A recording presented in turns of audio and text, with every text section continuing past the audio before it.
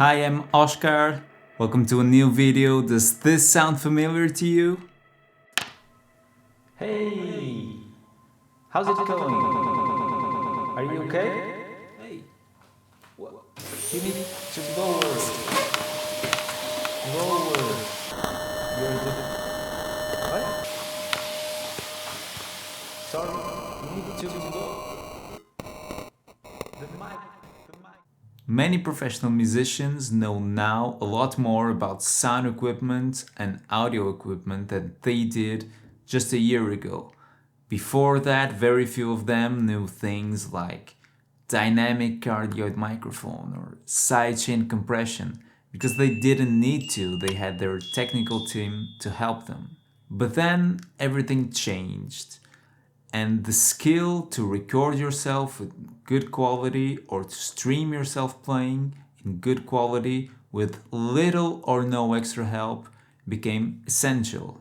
And I believe it will be more and more so. It's not going away at all. Just last week we were talking about Audacity and the power it has as a learning tool. These things are here to stay. And I spent a better part of last year helping friends and colleagues install audio interfaces and things like that. So in this video, I'm going to sum it all up. We're going to focus on three very essential pieces of sound equipment you must have, I think. This is very basic stuff, but I'm going to focus on the why. You can gather a lot of information about what's the best microphone, what's the best audio interface, but you usually don't see that much information about why they are useful. Why do they help you? That's what we're going to do. For each of these three pieces of gear, I'm going to give you 3 suggestions at 3 different price levels among the many thousands there are. Before we start, just a quick 1-minute intro to digital audio and go. Ever wondered how your voice gets through the other side of the meeting? Now, your voice is the sound source, obviously. There's a microphone picking it up, which is turning the sound waves into electrical signal. This electrical signal is sampled and filtered and then converted to zeros and ones. This is what it's called analog to digital conversion, turning electrical signal to zeros and ones. These zeros and ones are stored on your device and sent over the internet to the other people's, which will do the opposite, that is, converting zeros and ones into electrical signal. This is known as digital to audio conversion. This electrical signal also gets filtered and then amplified so that it has the power to move the speaker or the driver of your headphones for you to listen to. Woo! Now, I was very happy because previously I did this in double the time, so thank you. And why is this important, you might ask? Thank you for asking, by the way.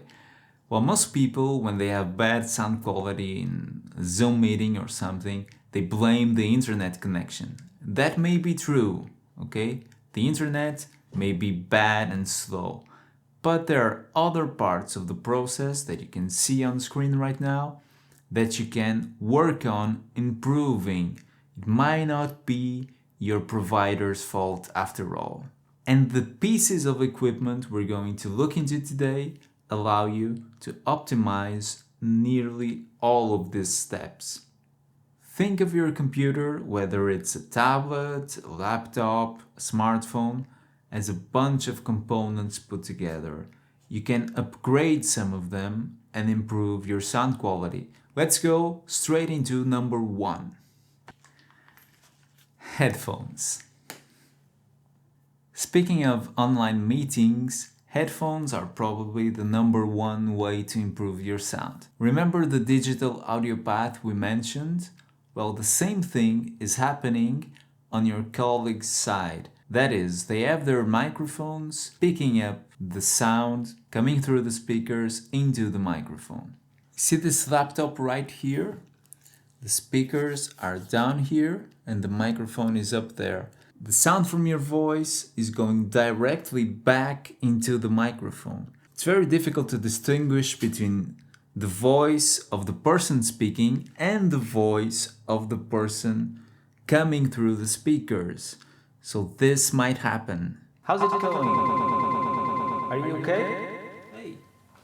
Over the years, software has gotten really good at filtering this out. But remember that filtering anything out is losing information. You don't want to do that with sound. So the better thing to do is to plug in your headphones, and then sound will come through the headphones directly to your ears and not into the microphone. But don't get me wrong, headphones are not only useful for preventing feedback in online meetings or classes. They are also very good to a thing that if you are a musician or teacher or student, I recommend you do, which is to listen to music. And listening to music in very good quality is really, really important. And headphones are maybe the cheapest way to do that. And when you have your family laying around your house, it's a good way to do that without disturbing them. This music you listen to can obviously be your own, the things you record and the things you compose. So a good pair of headphones is irreplaceable for any musician. At some point, you'll also need good quality speakers, such as these ones. But if I had to choose between the two, speakers and headphones, I would probably go with headphones, because that's where I spend most of my day working on. What about which type of headphone is appropriate for you? Let's go over them. These are wired over-the-ear headphones. They're called that because they get over the ear, they cover it completely. These are Bluetooth on-the-ear headphones. They're called that because they have roughly the same size as your ears. These are wired in-ear headphones. They are called that because they go inside your ear. And these are Bluetooth. Hey, this is Oscar from the editing room. Just a quick correction. These are called earphones. I said their name wrong. Let's keep on going. Sorry. Also known as pods. They rest on your ear. All of these, except for these ones, also have a microphone incorporated. So which would you choose? It depends. But I'll leave you with some food for thought. The first thing I'd like to mention is when you listen to this note, it has a wavelength of over 6 meters, and it's not even one of the lowest notes of the piano. Which of these drivers, this really, really tiny one, or this large one, do you think would most appropriately reproduce it? When it comes to sound, larger almost always means better, particularly in the low end. Now, another thing I'd like to mention is that Bluetooth are also analog to digital and digital to analog converters. Remember the sound path? You can see it on the screen right now. This means that these devices are capable of converting analog to digital because they have a microphone incorporated, and digital to analog to vibrate their drivers. Whereas on wired headphones such as this one, it's the device you're plugging it into that's producing the conversion, which means that these phones do one thing and these do four. They allow you to listen to music, they allow you to capture your voice, they convert the digital signal back to analog, and they convert your voice to digital signal. Picking a 4-in-1 is a matter of personal preference. But for the same price range, this will almost always be better as an headphone. Another thing worth mentioning is that over-the-ear headphones cover your ears completely, so they are very helpful in reducing background noise.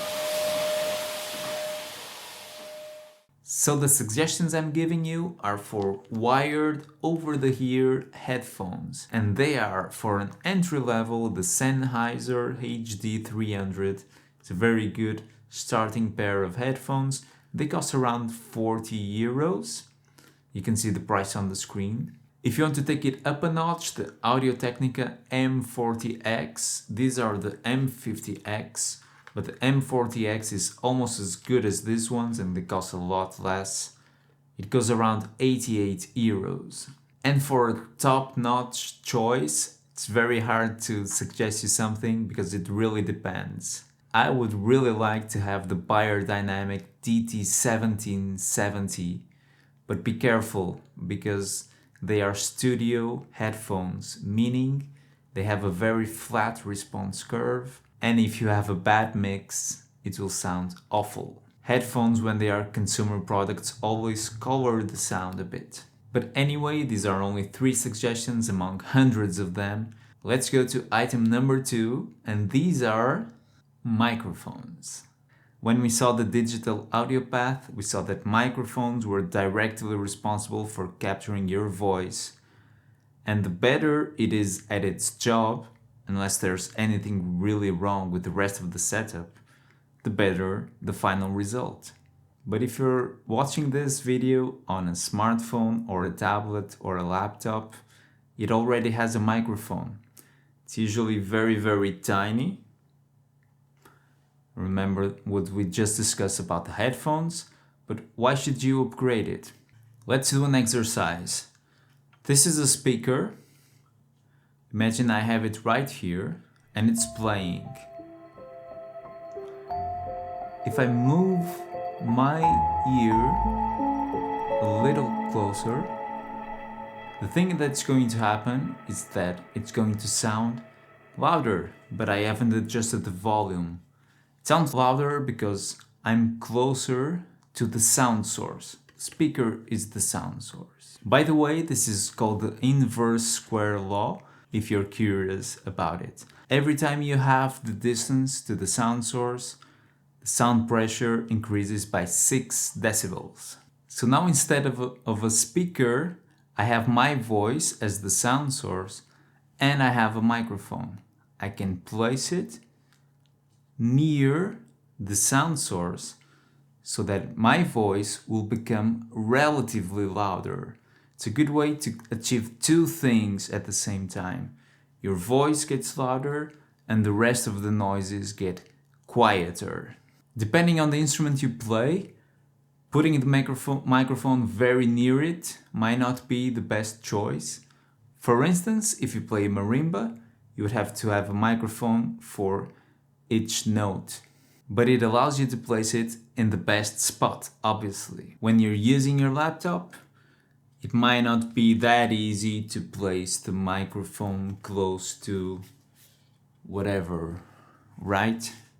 You won't move your laptop and stop being able to type and things like that. Another reason is that microphones have become really, really good throughout the years and they have a long history. But which one is the right for you? Let's talk about the general types of microphones. Now remember, this could be an hour-long video and we wouldn't even scratch the surface, so be aware of that. It's just a general introduction to microphones.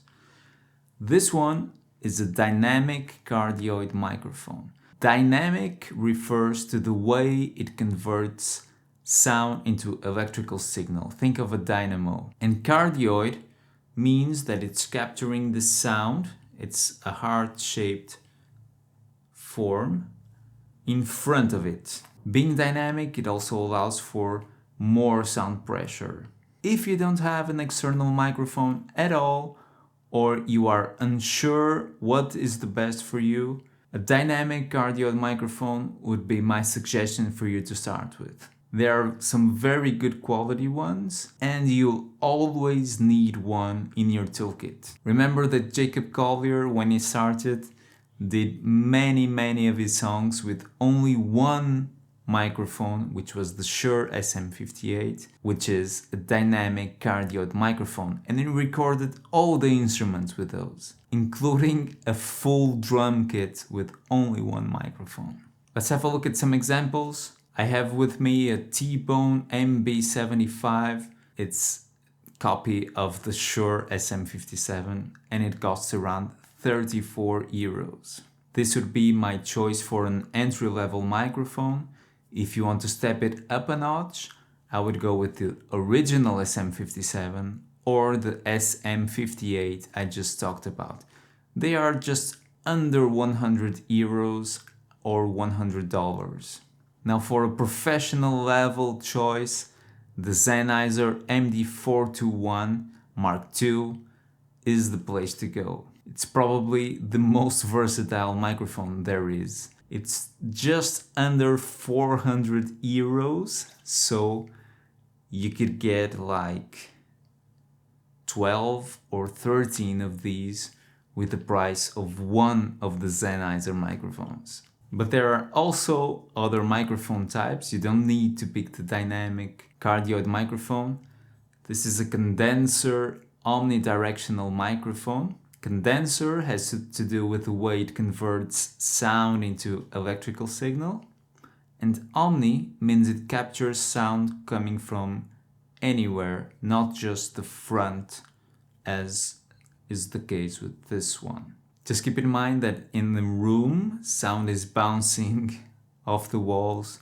So even on a case of a shotgun microphone, such as this one, I'll show you a pic of it, which is a very, very directional microphone. It's a condenser microphone, but it's very directional. But in a room such as this one, it will always pick a bit of sound coming from anywhere. This shotgun microphone is very used in film and video, such as me recording my voice, because it allows you to place it further apart because it's so directional. It's called a hypercardioid or supercardioid, depends on the model. You also have this lavalier microphone. It's what you see on TV. You put it on a person's clothes and there you go. You don't have to bother about it. It moves with the subject wherever it goes. And it's also a condenser microphone, which is why I need this adapter to convert it to an XLR cable. That's a microphone cable. We don't have time in this video for me to showcase all of these microphones, but if that's something you'd be interested in, just let me know in the comments below. And on number 3, we have the audio interface. This is where you can connect your microphone cables, right here. Or you can also connect an instrument cable right there. Most of them have this combo input. It allows for XLR or TS quarter-inch cables. So this is where you connect everything into, and then it connects to your computer and it puts the sound in, but also out to your headphones or to your speakers. But is an audio interface only for plugging things in and taking sound out? No, of course not. Let's remember the audio path I discussed on this very good quality 1-minute description. And remember the analog to digital conversion and the digital to analog conversion. This is one of the most important parts of the digital audio process. And it's what this thing does. It is also responsible for amplifying the microphones and for amplifying the sound coming through your phones or your speakers. So this device right here covers a lot of the digital audio process. It's one of the most important pieces of equipment for any musician. Oh, I was forgetting, it also allows you to power condenser microphones with phantom power, usually to connect MIDI devices as well, and also other digital audio devices right there. But this is one I don't use anymore. Why? Because it's FireWire. It's a disappearing technology. I have friends who invested thousands of euros in devices like this and they can't use them anymore. So If you pick one, try and go with USB unless you have a very clear idea of what you want. What could be your choices for devices? For an entry level, well, I don't like the company that much, but the Behringer UMC22 has an unbeatable price for the specs. It's around 45 euros. If you want to step it up a notch, go into the Scarlett 2i2. It's probably one of the most popular audio interfaces today. And for the professional level one, I'm planning on getting an Universal Audio Apollo Twin Mark II. It's around 1,000 euros. And it has Thunderbolt. Remember my experience with Firewire? Let's see if I can gamble on that. And there you have it. Headphones, microphone, and the audio interface would be my 3 essential items for any musician or music teacher or music student in 2021. The things you learn in audio recording and editing will be very, very valuable for you. I'm sure of that. One last quick note regarding equipment. Don't forget cables and a tripod for the microphone. These are things we usually don't remember. We get focused on the shiny new microphone, but without a cable you can connect it to the audio interface. Remember, you don't have to spend a lot of money. With 118 euros you can get the 3 of them.